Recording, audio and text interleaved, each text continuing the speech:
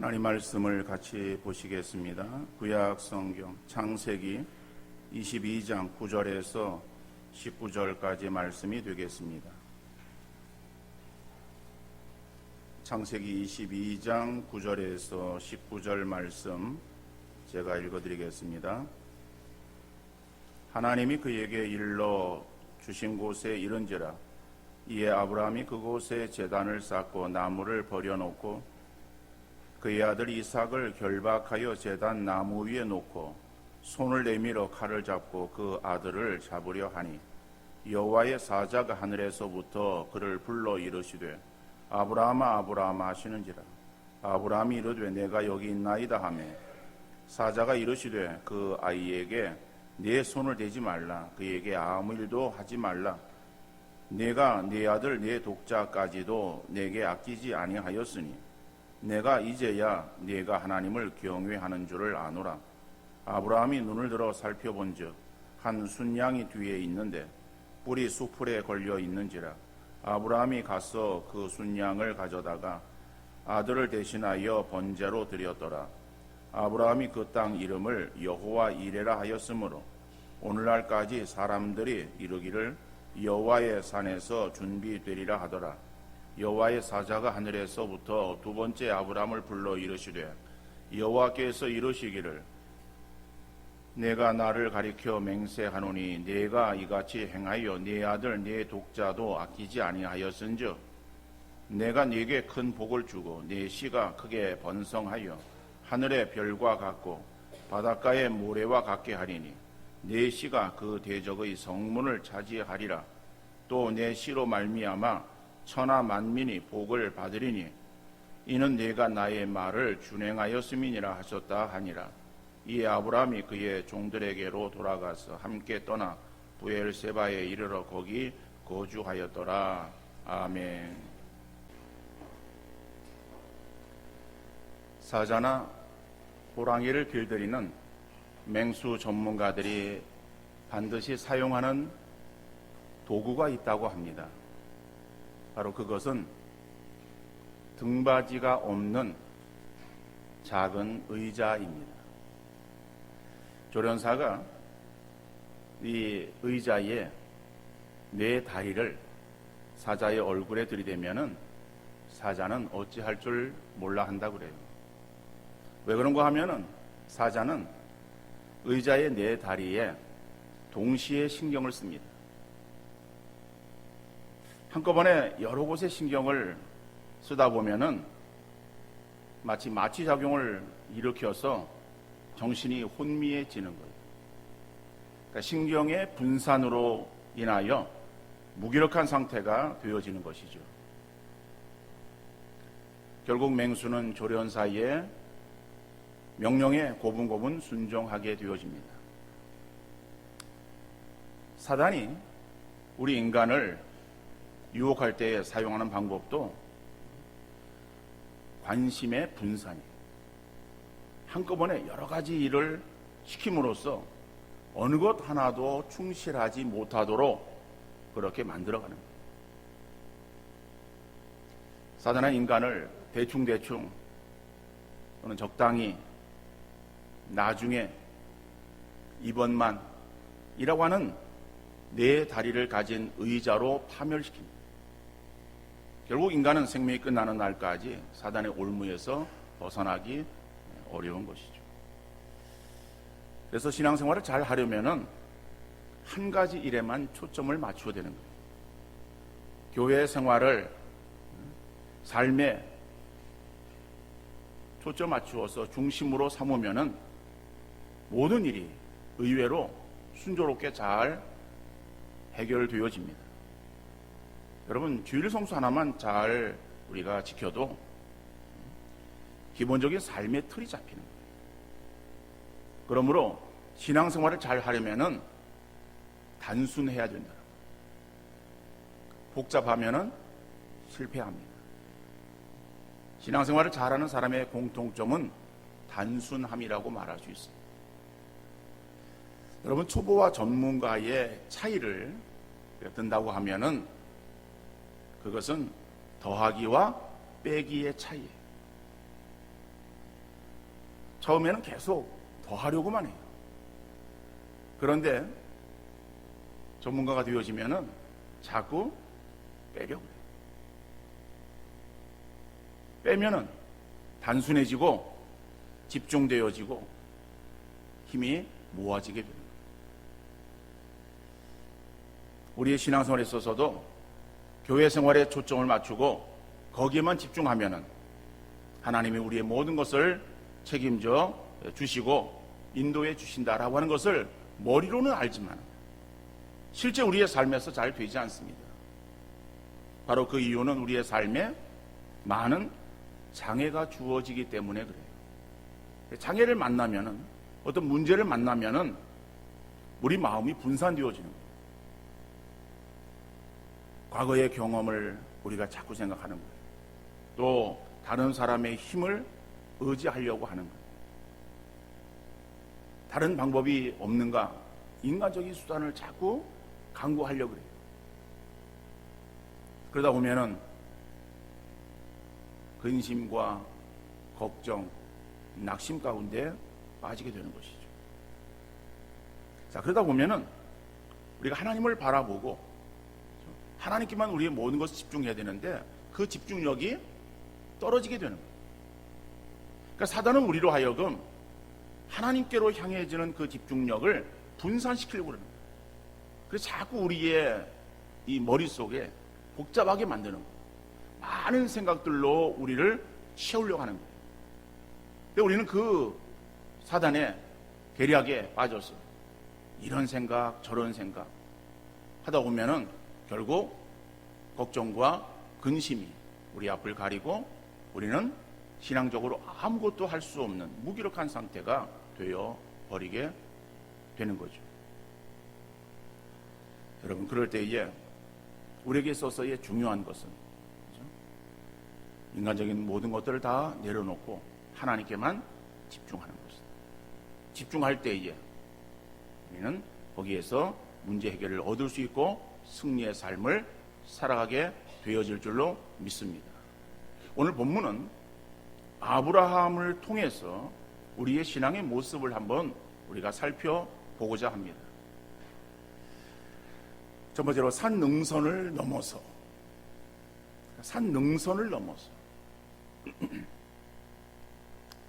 물론 이 시간은 말씀드린 대로 오늘 본문 안에서만 제가 말씀을 살펴보기보다는 아브라함의 생애를 우리가 조명하면서 한번 말씀을 살펴보려고 하는 거예요. 하나님께서 아브라함을 부르시는 것은 창세기 12장에서 부르심이 나오고 있습니다. 그러면은 이 12장에서부터 오늘 본문은 창세기 22장의 말씀이에요. 그러면은 거기에 포함되어지는 그러한 내용들입니다. 그러면은 성경 10장에 해당되어지는 그러한 내용들을 설교하려고 하면은 얼마나 긴 시간이겠는가 걱정이 앞설 수 있겠지만은 그러나 그것을 우리가 다 일일이 살펴보는 것이 아니라 일단 나타나는 커다란 일들을 우리가 한번 생각해 보려고 합니다. 여러분, 우리가 잘 알고 있는 아브라함의 생애예요. 하나님께서 갈대아 우르에 거하고 있었던 아브라함을 부르십니다. 그때에 아브라함은 하나님을 알지를 못했어요. 근데 하나님께서 먼저 아브라함을 부르시는 거예요. 그리고 아브라함에게 약속을 주십니다. 그 약속 가운데에 아브라함을 부르셨고 아브라함은 하나님 말씀에 순종해서 자기의 살던 고향을 떠납니다. 갈대아 우르를 떠나서 하란으로, 하란에서 다시 이제 가나안 땅으로 내려오는 그러한 긴 여정이 시작이 되어지는 거예요. 아브라함에게 있어서 하나님의 부르심 가운데에 거했던 그 시간들을 보면은 결코 그의 삶이 만만하지 않았습니다. 하나님께서 아브라함을 택하여서 아브라함을 부르시는데 그 부르심 가운데 하나님의 약속이 있어요. 그 약속 가운데에 하나님께서 아브라함을 부르셨으면은 그 아브라함의 삶이 평탄하고 어떤 문제가 없는 아주 편안한 그러한 삶을 살았어야 될 거예요. 그런데 그 아브라함의 삶의 여정은 그렇지가 않았던 것입니다. 여러분, 고향을 떠나서 먼 길을 이제 계속 이동해야 되는 그 유목민의 생활, 그 생활이 쉬웠겠습니까? 고달픈 그러한 삶이었을 거예요. 하란을 지나서 가나안 땅으로 내려옵니다. 그런데 그 가나안 땅에 들어가려고 하다 보니까는 그 땅은 비옥한 땅이에요. 갈릴리 호수가 있고 그 호수로 인해서 그래서 푸른 그러한 지대가 있는 땅이었습니다. 그러나 그 땅에는 이미 다른 족속들이 거기에 살고 있었어요. 그러니까는 아브라함은 그 땅에 들어갈 수가 없었던 것입니다. 그래서 가나안 땅을 비꼈어. 더 지나서 네게부 지역으로, 다시 말하면 광야 지역으로 내려옵니다. 유대 광야에 그가 머물러 있는데 심한 흉년이 듭니다.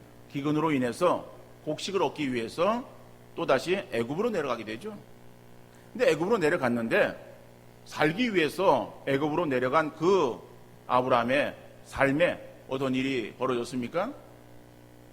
자기 아내를 빼앗길 뻔한 그러한 위험을 만나게 되어지는 거예요. 하나님의 인도하심 가운데에 그 위기를 모면하게 되어집니다. 다시 이제 위로 올라오지만은 그래서 점점 이 아브라함의 생업이 번성해지는 거예요. 그러면 그 키우던 양들이 더 많아지니까는 이제 아브라함이 물질적으로 부유하고 만족한 삶을 살아야 되지 않았겠습니까? 그런데 그 일로 인해서 결국 조카 롯과 헤어지게 되는 거예요. 그런데 아브라함에게 있어서는 그 조카 롯이 어떠한 존재였습니까? 그 존재는 자기 아들이에요. 여러분, 75세가 되어진 그 아브라함에게 있어서 무자했습니다. 그래서 그가 하란을 떠나올 때에 조카 롯을 데리고 오는 거예요. 그 조카 롯은 자기의 아들과도 같은 존재였어요. 아브라함에게 의지가 되었겠죠. 마음의 위안이 되었을 것입니다. 그런데 이제는 점점 양이 많아지고 그러다 보니까는 먹이를 풀은 여유가 없고 아브라함의 목자와 롯의 목자가 서로 싸우는 거예요. 다툼이 일어나니까는 결국 그 일로 인해서 아브라함과 롯의 사이에 금이 갈까봐 아브라함이 롯을 떠나보냅니다. 뭐 떠나보내는 것이 아니라 자기가 떠나는 것이죠. 그렇죠? 내가 좌하면 나는 우하고 내가 우하면 나는 좌하리라. 그래서 결국 아브라함이 롯과 헤어지게 되는 거예요. 여러분, 그 헤어짐은 그저 단순한 헤어짐이 아니라 자기의 아들 같은 아들과의 이별이라 이렇게 우리가 말해도 지나치지 않을 거예요. 그러한 이별을 또 아브라함이 겪게 되어지죠. 하나님께서 아브라함에게 있어서 자손을 말씀하십니다. 자, 그러지만은 시간이 가도 아무런 기미가 보이지 않자 사라가 아브라함에게 있어서 자기의 첩을, 자기의 몸종을 아브라함의 첩으로 주고 결국 아브라함은 그 하가를 통해서 아들을 낳아요. 그러니까 아들을 얻은 그 기쁨 얼마나 좋았겠습니까? 근데 그것이 화근이 되었어요.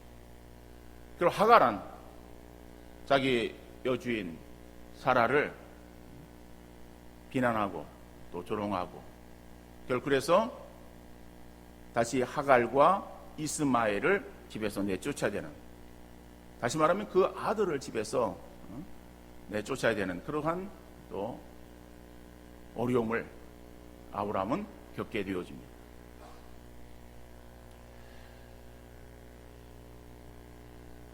아브라함에게 있어서의 하나님께서 약속이 있었지만은 그러나 그 약속이 이루어지기까지는 이 아브라함에게 있어서 그 기다리는 시간은 얼마나 지루하고 얼마나 답답했겠습니까? 75세에 하나님의 약속이 그에게 주어졌고 100세에 아들을 낳았어요. 25년이라고 하는 시간 아닙니까? 여러분, 25년이라고 하는 시간을 지날 때에 하나님께서 그 아브라함에게 1년 지날 때에 조그만한 변화를 보게 하고, 한 해가 지나고 나면은 좀 더 달라지고, 또 지나고 나면 좀 달라지고 이래서 24년을 지나고 24년을 지난 시간에 이제 드디어 사라가 잉태를 하고, 그래서 아브라함 100세 때에 아들을 낳았으면 어떠한 희망의 그런 그 빛을 보면서 아브라함이 기대감을 가지고서 한 걸음 한 걸음 걸을 수 있지 않았겠습니까? 그런데 24년 동안 아무런 조짐이 보이질 않는 거예요. 여러분, 그 24년 동안은 아브라함에게 있어서 정말 캄캄절벽 같은 그러한 치료 같은 어둠의 동굴 속을 지나가는 그러한 시간 아니었겠어요? 빛이 보이지 않는 거예요. 아무런 소망에 그러한 빛이 아브라함에게 비치지 않았어요. 그러니까 그러한 그 어둠 속을 걷는 하루하루의 삶이 아브라함에게 얼마나 힘들었겠습니까? 그러나 하나님께서는 아브라함 100세 때에 이삭을 주시는 거예요. 이삭을 얻은 그 아브라함 얼마나 기뻤겠습니까? 여러분, 이 아브라함의 그러한 이 생애를 우리가 살펴보면서 우리의 신앙생활은 마치 등산하는 것과 같다라고 비유할 수 있을 거예요. 여러분, 등산을 하면은 산을 올라가는 것이죠. 우리 교회 등산 동호회가 있는데 우리 교회 등산 동호회는 높은 산을 얼마나 다니는지 모르겠어요.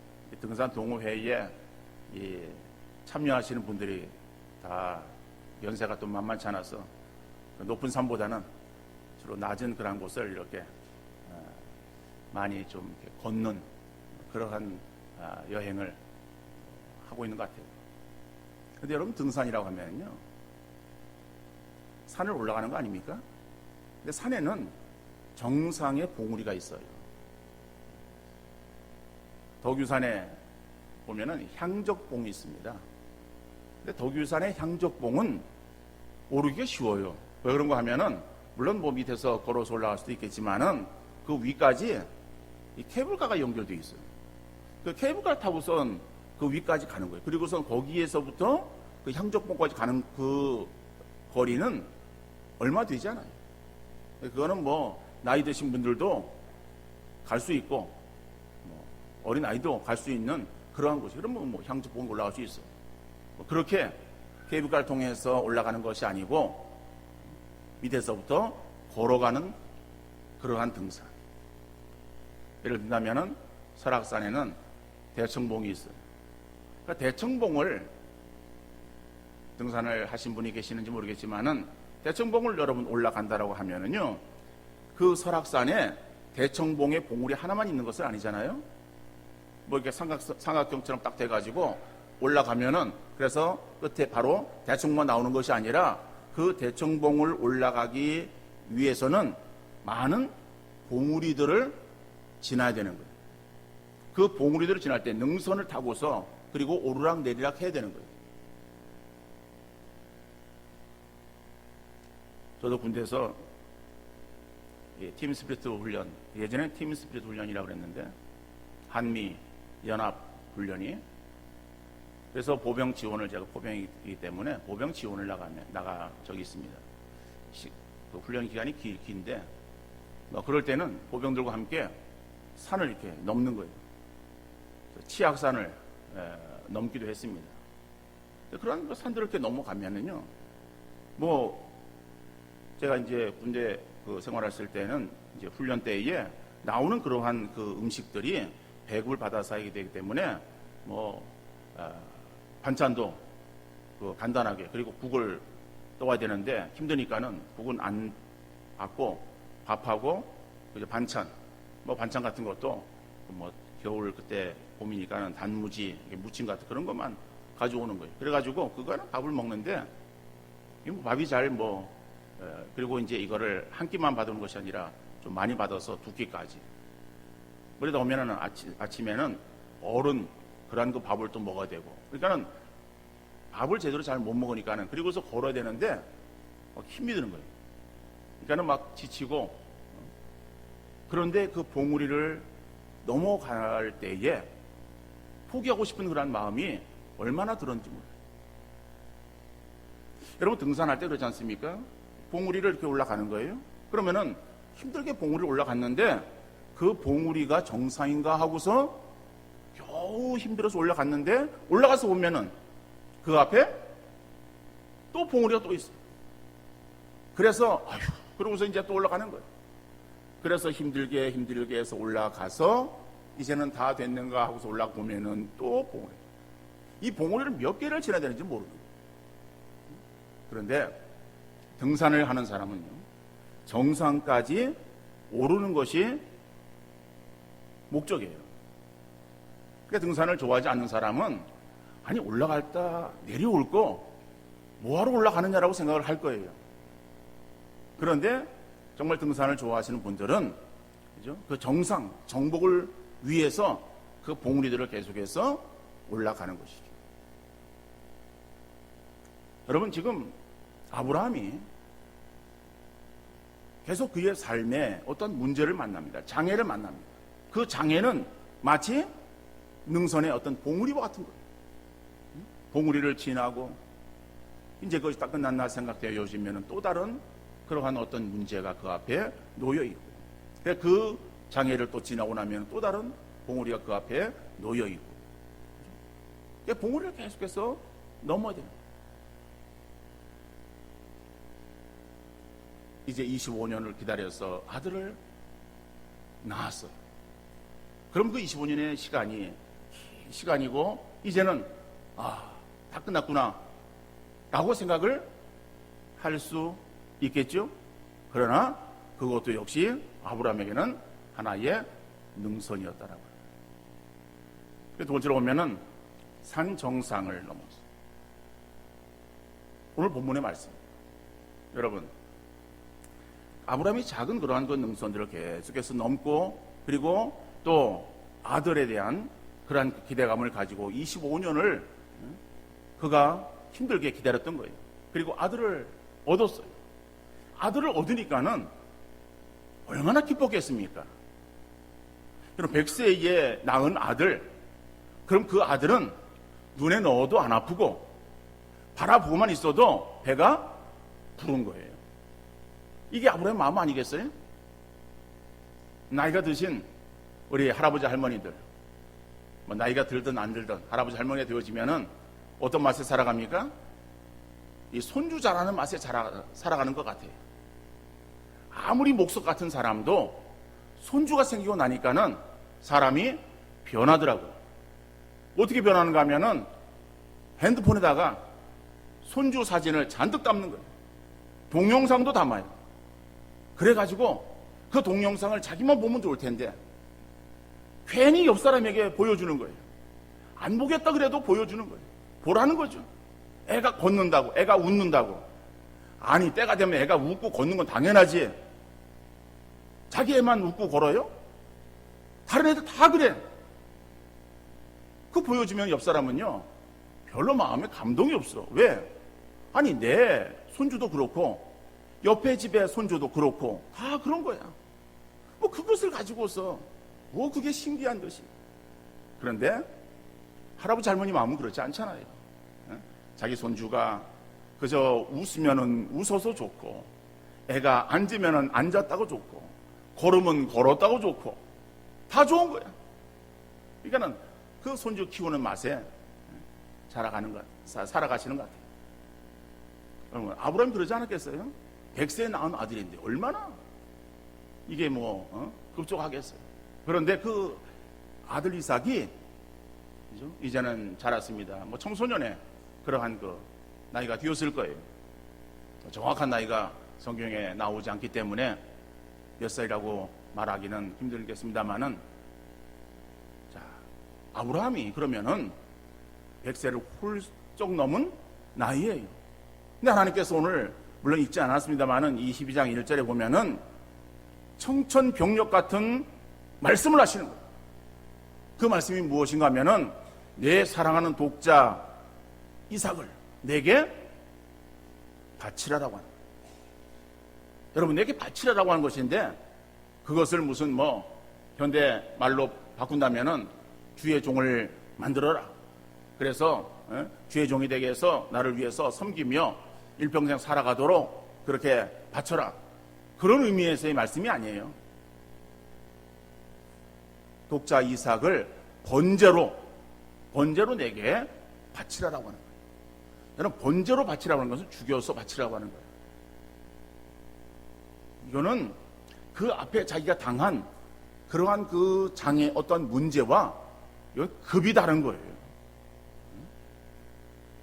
앞에 그런 것들은 견뎌왔어요. 그런데 이것은 정말 견디기 어려운 그러한 장애 아닙니까? 그런데 오늘 본문의 말씀 보면은 아브라함이 어떻게 합니까? 조금도 머뭇거리지 않습니다. 조금도 지체하지 않습니다. 하나님 말씀에 그대로 순종하는 것. 다른 사람과 상의하지 않았습니다. 만약에 사라와 상의했다면은 그렇게 할 수 있었겠습니까? 사라의 믿음이 얼마나 되었는지 성경은 말하고 있지 않기 때문에 잘 모르겠습니다만은 아마 거절했을 거예요. 아브라함이 사라와도 서로 의논하지 않았어요. 하나님 말씀에 그대로 순종합니다. 그리고 아들 이삭을 데리고 모리아산으로 올라가는 거예요. 그리고 결박하는 거예요. 묶어놓는 거예요. 그리고 이제는 그를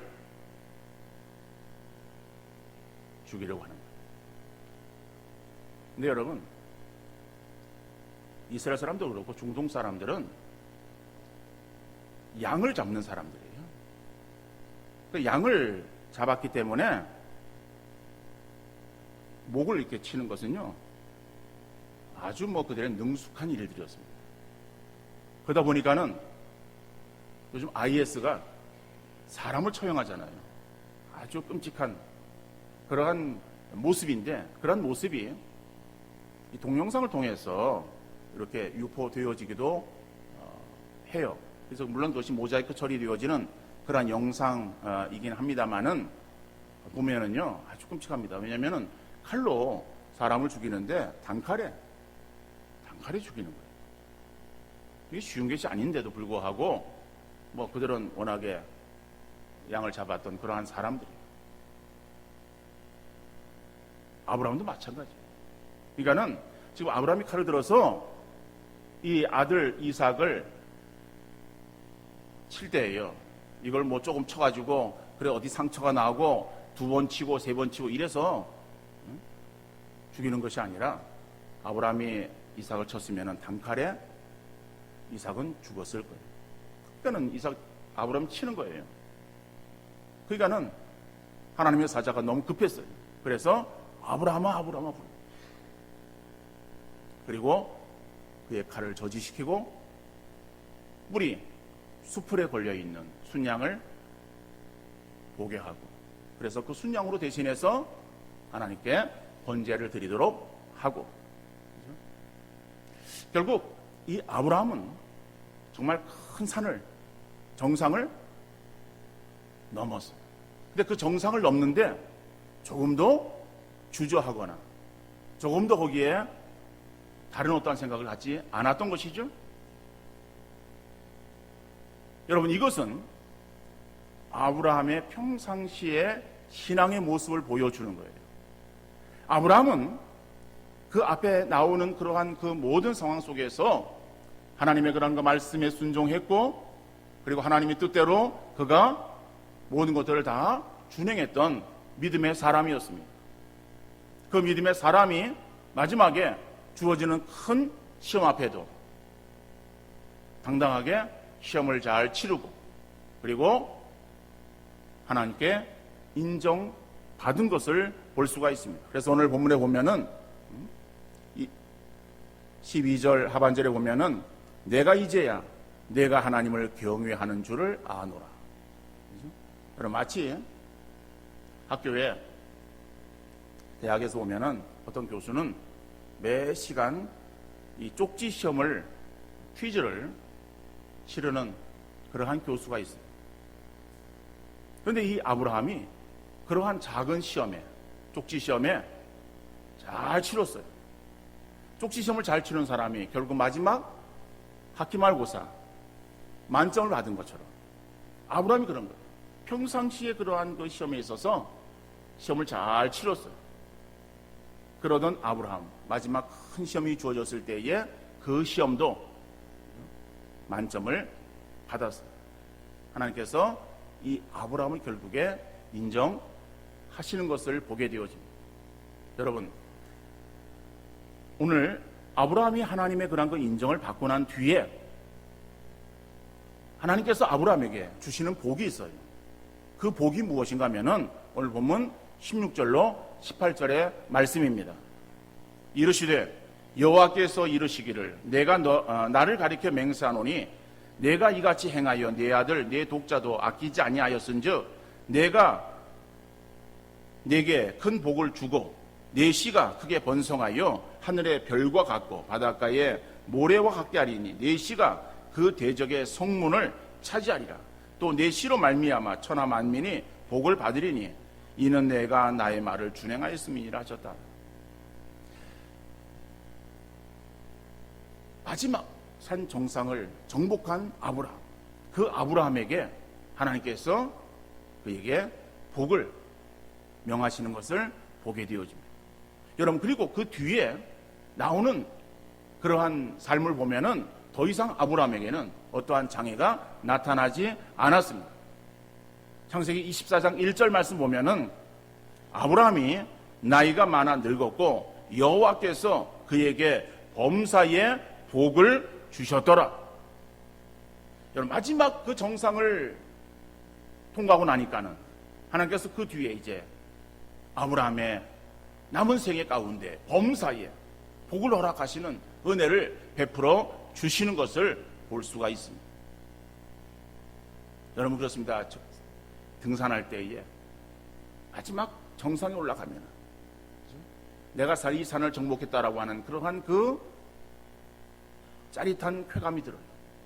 그리고 그 산 아래를 정말 마음껏 만끽할 수 있는 그러한 특권이 주어지지 않습니까?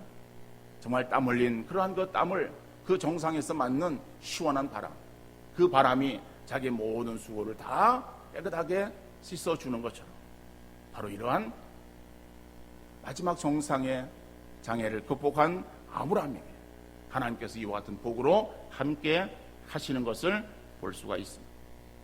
여러분, 오늘 우리의 신앙생활도 마찬가지예요. 우리가 신앙생활을 하다 보면은 우리에게도 여러 가지 예기치 않은 그러한 장애가 나타날 수 있습니다. 그러한 장애가 나타날 때에 힘들고 어려워요. 그래서 그것을 견딥니다. 견디고 나면은 이것이 끝인가 생각이 되어지면은 또 다른 장애가 우리 앞에 나타나는 거예요. 그래서 그 장애를 우리가 또 넘고 그리고 또 지나고, 그죠? 계속해서 그러한 일들이 주어져요. 근데 이러한 장애라고 하는 것은 하나님께서 우리를 넘어뜨리려고 우리에게 주시는 그러한 것들인가? 그것이 아니라 우리를 세우기 위해서, 굳세게 하기 위해서 우리에게 주시는 하나님의 사랑의 인도하심이라고 하는 사실을 여러분들 꼭 기억하시고, 그 어려움을 만날 때에 그 어려움 가운데에 쓰러지거나 좌절하거나 넘어지는 것이 아니라 믿음으로 승리하시는 우리 성도님들 되어질 수 있기를 간절히 바랍니다. 근데 그 장애를 우리가 이기려고 하면 어떻게 이길 수 있는가? 단순해져야 된다라고 하는 거예요. 여러분, 우리가 어떤 큰 어려운 문제를 만나면은요, 우리 머리가 하얘져요. 머리가 하얘지고 나면은 기도가 됩니까? 우리 사장한테 기도가 되던가요? 기도가 안 나와. 기도를 해야 된다는 걸 알면서 기도가 안 되는 거예요. 말씀을 펴는 거예요. 성경을 펴서 성경을 읽으려고 하는데 성경이 눈에 들어옵니까? 까만 건 글자요, 하얀 거는 여백이야. 글자는 읽긴 읽어요. 그렇지만 그 의미가 머릿속에 들어오는 것이 아니라 무슨 말인지를 모르는 거예요. 막 생각이 분산되어지는 거예요. 이런 생각 저런 생각이 마음을 짓누르는 거예요. 여러분, 그런 어떤 문제 가운데 우리의 마음을 짓누르는 그러한 상황이 주어졌을 때에 우리는 아무것도 할 수 없습니다. 어떻게 할까? 어떻게 되어질까? 노심초사하지만은, 그러나 그러한 인간적인 생각이나 인간적인 그러한 수단 방법이 우리의 문제를 해결하는 것이 아니에요. 많은 생각들을 머릿속에 집어넣는다고 우리가 그것으로 인해서 문제 해결을 얻을 수 있는 것이 아니에요. 문제 해결의 핵심은 하나예요. 그 핵심이 무엇입니까? 하나님을 바라보는 거예요. 하나님께 우리의 마음을 집중시키는 거예요. 근데 사단은 우리로 하여금 그것을 못하게 만드는 거예요. 우리의 생각을 분산시키는 거예요. 자꾸 여러 가지 생각들을 머릿속에 집어넣어서 우리가 하나님께로 향하는 우리의 마음들이 자꾸 분산되도록 만드는 거예요. 그러면 기도도 안 되고 하나님을 찾지도 못하고 그저 그냥 주저앉아서 어찌할꼬 낙심하고 그저 실망만 하는 거예요. 여러분, 그럴 때에 우리는 어떻게 됩니까? 자꾸 빼내는 작업을 해야 돼요. 그래서 성경은 뭐라고 말하고 있습니까? 너희 걱정 근심을 다 주께 맡기라고 말하고 있어요. 여러분, 우리의 걱정 근심을 주님께 다 맡기시길 바랍니다. 인간의 생각 다 내려놓으시길 바랍니다. 어떻게 될까라고 하는 생각들을 다 접으시길 바랍니다. 그것이 우리의 문제 해결이 아니에요. 그런 것들을 하나하나 내려놓을 때에 우리는 하나님께로 우리의 관심을 집중할 수 있고 하나님께를 향해서 기도할 수 있고 하나님 말씀을 우리가 진정 읽고 의미를 깨닫게 되어질 줄로 믿습니다. 여러분, 사단의 전략이에요. 우리가 놀아나는 것이 아니라 우리는 하나님의 사람인 것을 인식하고 어떠한 상황이든지 하나님을 찾는 믿음의 모습을 잃지 않는 여러분들 되어질 수 있기를 바랍니다. 믿음의 사람의 특징은 문제를 만났을 때에 문제 앞에서 걱정하지 않고 그냥 처음부터 하나님을 바라보는 것 아니에요. 여호사밧은 위대한 신앙의 사람이었습니다. 그럼에도 불구하고 그에게 큰 문제가 닥쳤어요. 나라에 큰 문제가, 위기가 찾아왔어요. 연합군이 형성되어서 유다를 치는 거예요. 치러 오는 그런 소리를 들었을 때에 여호사밧의 마음이 두려웠어요. 그런데 두려움의 그러한 그 생각들 여호사밧은 결국에 다 내려놓고 그리고 그가 기도합니다. 뭐라고 하나님을 향해서 기도합니까? 우리가 잘 알고 있는 말씀이에요. 우리가 대적할 능력이 없고 어떻게 할 줄도 알지 못하옵고 오직 주만 바라보나이다. 여러분, 이것이 여호사밧의 마음 상태였었고 그 마음으로 하나님을 향해서 기도했어요. 그랬더니 여호와의 사자가 여호사밧의 군대를 도와서 여호사밧의 군대가 나가서 싸운 것이 아니라 찬송하며 나갈 때에 여호와의 사자가 복병이 되어서 적들을 다 물리치고 그리고 여호사밧의 군대는 나가서 그 전리품들을 그저 다 가지고 오는 승리의 그러한 삶을 얻게 되었던 것입니다. 오늘 우리에게 있어서 중요한 것은 내가 무엇을 하려고 하는 것이 아니라 하나님께서 행하시도록 우리는 집중해서 하나님을 찾고 하나님을 향해서 기도하고 하나님을 구하는 믿음의 성도들이 되어질 수 있기를 간절히 바랍니다. 인간의 생각이 문제 해결이 아니라 인간의 생각을 내려놓고 하나님만을 찾아서 하나님께 기도하는 그 하나님은 전능하신 하나님이시고 우리의 모든 것들을 다 알고 계시는 나의 아버지 되시는 하나님, 그런 그 하나님으로 승리하시는 우리 모든 성도 되어질 수 있기를 주님 이름으로 축원합니다.